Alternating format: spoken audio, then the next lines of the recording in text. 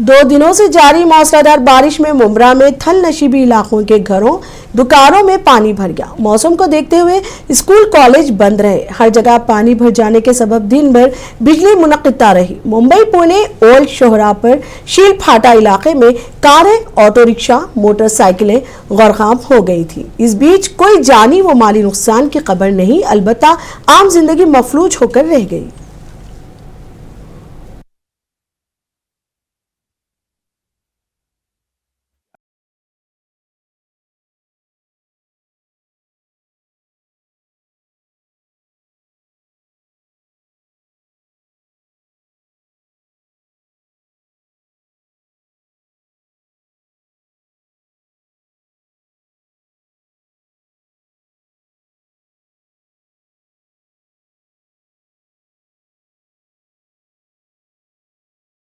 ठाणे महानगर पालिका के जितना भी क्षेत्र है, थाना, कलवा, मुमरा, दीवा, जिन परिसरों में, स्लमों में पानी भरा है, महानगर पालिका और प्रशासन को सभी को तुरंत 50,000 रुपये का मुआवजा देना चाहिए।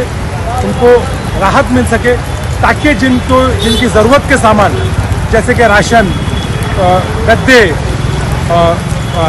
पूरे जो उनकी यूज़ की ताबड़तोड़ जो चीज़ें थी वो ख़राब हो गई है, जो बह गई है, उनको राहत मिल सके।